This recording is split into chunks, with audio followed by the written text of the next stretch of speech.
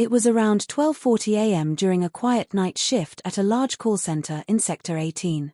The dull glow of computer screens and the constant murmur of tired agents created an atmosphere that felt strangely lifeless. I was working alongside my colleague Danish, both of us exhausted but trying to push through the night. In the cubicle next to us sat a girl named Aisha. She was quiet, distant, and never really spoke to anyone.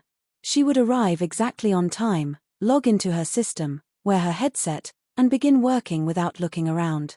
Danish once tried to talk to her, but she simply gave a faint smile and turned back to her screen. Everything seemed normal for days, until one night something changed. Around 1 a.m., Aisha received a call and started speaking in a very soft voice. At first, no one noticed anything unusual, but as time passed, the call didn't end. 10 minutes turned into an hour, which was strange because calls rarely lasted that long. The team leader decided to monitor her call, just to be sure everything was fine. But when he listened, there was nothing on the other end. No voice, no sound, just silence.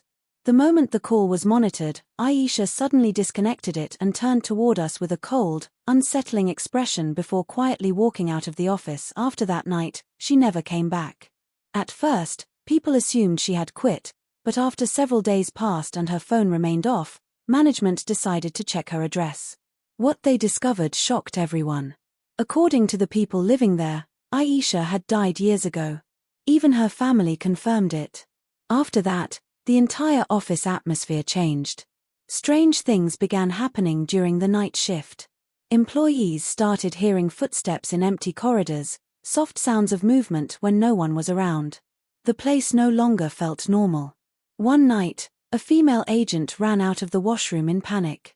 She claimed she saw a girl standing behind her in the mirror, wearing a white shirt with long hair and red eyes, exactly like Aisha.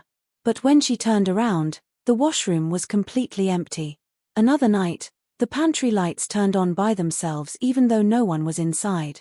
When the CCTV footage was checked, a shadow could be seen forming near the water dispenser, slowly taking the shape of a person. I experienced something myself that I still cannot explain. While working late one night, I saw the computer in Aisha's cubicle turn on by itself. The login screen appeared, and within seconds, the system logged in automatically with her name.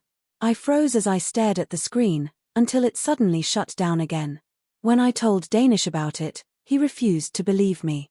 He said it was just stress and imagination. But his disbelief didn't last long. One night around 3 a.m., just before his shift ended, he received a call.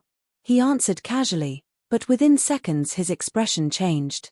He went completely silent and then disconnected the call. Later, he told me that the voice on the other end was Aisha's. At that exact moment, the office lights flickered and went out, leaving everything in darkness.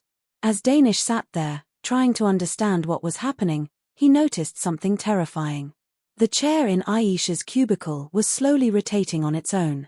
Panicking, he walked toward the pantry to get some water. But as he stood there, he felt someone standing right behind him. Then he heard a soft whisper near his ear calling his name. When he turned around, he saw glowing red eyes and a faint outline of a face that looked exactly like Aisha. Suddenly, the lights came back on and everything appeared normal again. But Danish was already terrified.